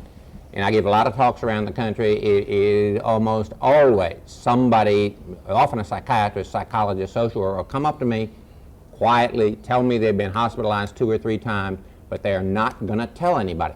Well, with 90-something% of us not telling anybody, you're going to think Ed and Mo and I are very unusual people, when in fact we're not.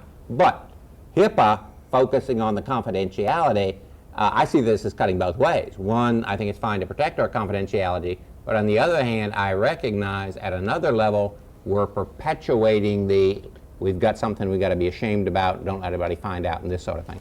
Well, that brings me, if I could, I asked this question last year, and you have demonstrated with the magazine articles, with you being on national programs, with the movie A Beautiful Mind.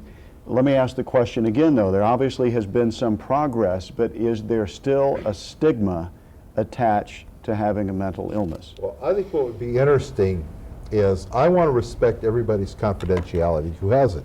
But I would think it would be interesting over the next 5 to 10 years if we were to also offer the opportunity for many of the people in our programs to sign off and say, hey, I want to openly talk about my mental illness. I want to openly talk about my care that I received. I want to actually let other people know what happened to me. It's strange, only 10 years ago, people with cancer really didn't talk about having cancer. I mean, if you had cancer, it was like non-discussable, okay? Well, Betty Ford was one of the first people who came forth and talked openly about having breast cancer. Right. Which took a great deal of courage at the time. That was only 24 years ago. Sure. So I think it would be very interesting if we had both sides of this. I want to respect everybody's confidentiality, but hey, if there are people out there that want to really talk about our own conditions, how we live, and go out and work with other people, let's open it up for those of us that choose that path. Ed wanted to say something real quickly, I believe. Oh, I've had the same experience as Fred. I speak a lot nationally, and people are always coming up to me privately and saying I have mental illness, and that does skew the picture because they don't say that publicly. Right. I'd also like to say discrimination. I prefer the term discrimination to stigma. Stigma is an image, but discrimination is an action. The discrimination is alive and well toward people with mental illness in America, and that I know in, for example, New York State, there are intensive psych rehab programs which have prepared and demonstrated that people can go back to work, but the available employment because of discrimination is extremely low. I'd also like to say that studies of marginal employment rates have a tremendous impact on recovery. When the economy is doing well, studies have shown that people recover at far higher rates than when the economy is doing poorly, since we're marginal and are the first fired, recovery rates go down. Fred? Just in the last week, I met an MD, PhD psychiatrist who was hearing one of us talk about our experience with psychosis, and he took me aside and saying, I want to stop hiding. I want to stop being ashamed. I want you, Dr. Frese, to help me get the word out that I have this disorder and I'm no longer going to be ashamed of it. Now, as Kay Jameson points out, and I feel the same way, and I think Mo and Ed do as well, once you reveal and say to yourself, I'm not going to hide this thing anymore, it is very healthy and therapeutic if you can live with that thing. Now, there's some downsides, and once you reveal it, it's very difficult to unreveal it, of course. It's a big step, and you've got to be comfortable with it. But for those, and I know you're there, out in that audience right now, you MDs, PhDs, social workers who have been hiding back in the VA, and you have a little breakdown and call off with the flu, think about being open about having these conditions. Come join us. We need your help. We would like them on the panel here. Can I just throw in another email? Believe me, we're going to get to some more questions here. This email from North Chicago. What about older adults who have worked early in life and are unable to work? What about recovery and strategies for them? I think studies have shown in working with the elderly that a sense of control over one's life in the elder years is extremely important to recovery, and working is not the only way of having control over one's life. I know there's a tremendous volunteer capability among the elderly, which is really helpful not only for other elderly citizens, because helping elderly is fairly common, but also for youth, for children. Elderly people help a lot of folks. People with mental illness who are elderly can do that, especially with the new medications and with psychosocial rehab approaches and support, as well as any other elderly folks, so that a sense of control can be gained not only by work, but by other activities. Being the oldest of us here and actually having my golden Buckeye card from the state of Ohio, I would like to point out something that's important. Fuller Torrey points this out in Surviving Schizophrenia, and others are becoming to recognize that schizophrenia is one of the rare disorders from which the aging process helps you to recover from it. Everyone points to John Nash and how much better he's doing now, and saying, how could this be? But in fact, for a small majority of us, we actually begin to improve naturally in our late 30s or early 40s, and this is something we're just beginning now to recognize. And so for those of us who reach our 60s and 70s, we may be just beginning to waken up with abilities that we've not actually seen before. And one thing that can be very helpful is helping those youngsters who are just now coming down with those disorders, helping out either volunteer or part-time jobs in the mental health system with veterans, helping those who were in the same place that they were several years ago. So we too can hope to be on a program with Bruce Springsteen, is that what you're saying? I'll speak to Bruce about that soon. You know what, Bill, I didn't mean to make light of it, but that was an amazing story too. This Go is ahead, a Bill. personal concern of mine because I have encountered many people who I served with in Vietnam, and I was a medical corpsman there, who for some reason later in life, 55 into their 60s, are starting to experience really delayed effects of post-traumatic stress disorder, which is causing them to become disabled. One guy was a policeman, lost his job, lost his home. I don't have any answers for it. But they may interpret something like this as a midlife crisis, something... It's more extreme than that. Well, I know, but they may label it as such. Right, and so I think what we have to do is acknowledge that there are those folks out there. We have to start to try to connect with them in some kind of ways, and we have to learn from them. Again, I don't have any answers. I've got more questions these days than answers, but at the same time, I am encountering a lot of veterans specifically who at 55 up are starting to experience this delayed stress syndrome kicking in and really disrupting their lives, losing homes, losing jobs. Why is, let me ask you a question, Mo, and the rest of you can jump in on this too. We've talked a little bit about this. Why, some people might wonder, why is there such an emphasis on empowerment in the pathway to recovery? Wouldn't veterans, some veterans at least, prefer to spend their therapeutic time with professionals rather than other patients? I think you need it three ways. There's three parts to this. You need professional support. You need professional and peer, and you need peer support. This condition is in the brain. It's so disabling, like I said earlier, causes emotional vulnerability that we need to be learning from three different perspectives. This isn't like having a broken arm and just learning a new way of having emotion regained, okay? This is learning a new way of thinking, a new way of feeling, a new way of reading, a new way of being with other people, and that requires a lot of input from a lot of different perspectives. So again, from me, you'll hear some peer support, some peer professional support, and some just professional support as part of the mental health system. But I encounter actually very little peer support now. I'd hope that would change in the future. If I could use an analogy.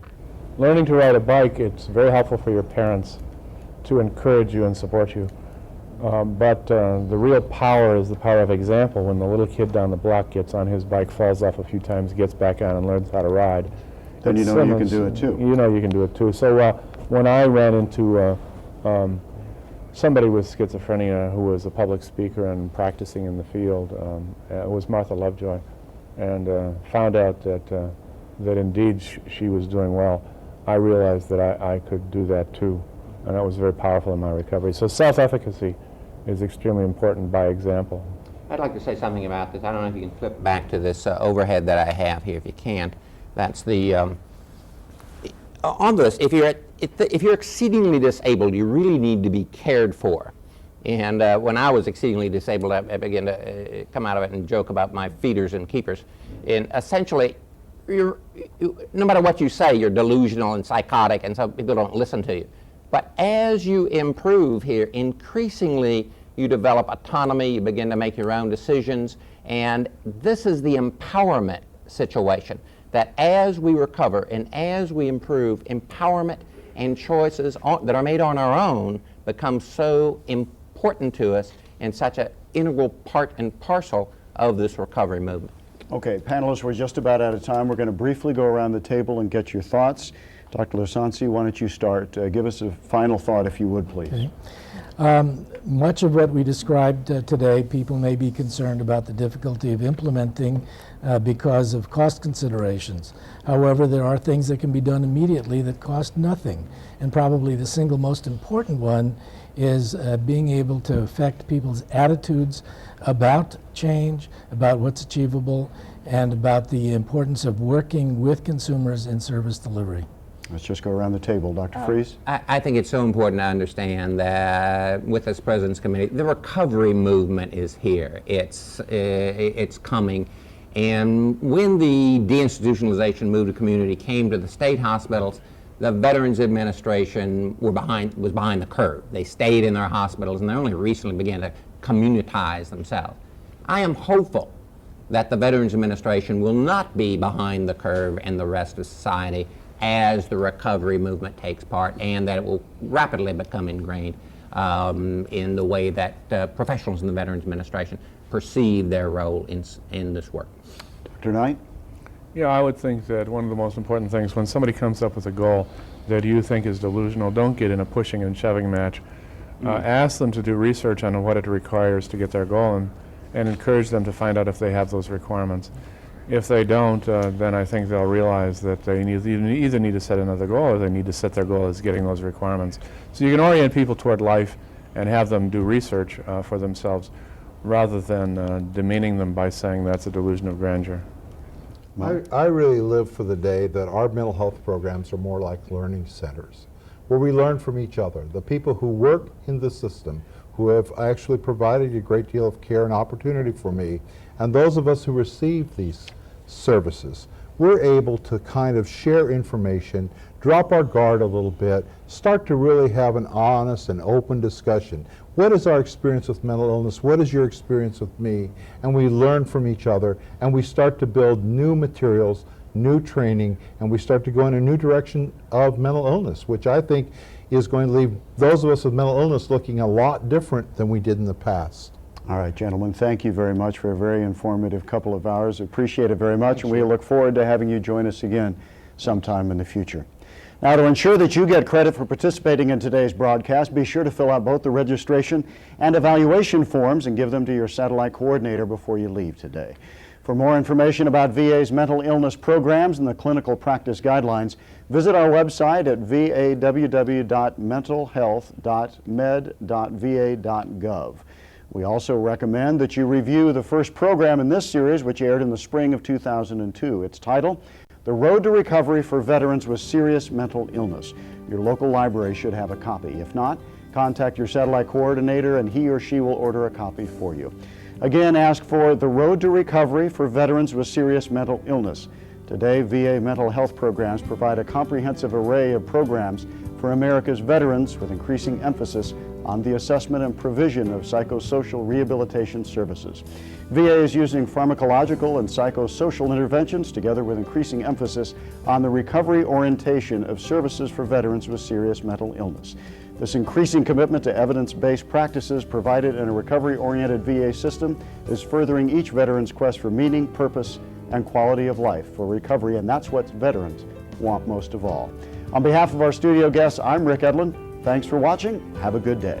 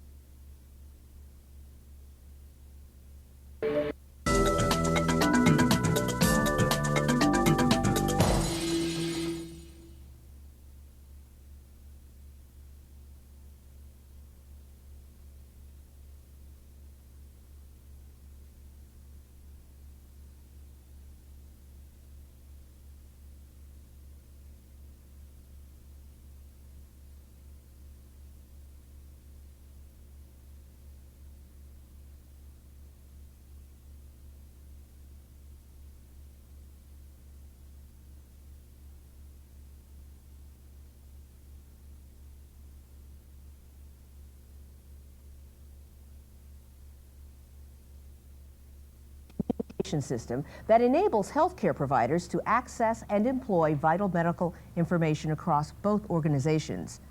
The new data retrieval system serves to enhance the delivery of timely care to America's veterans. FHIE offers instantaneous transmission of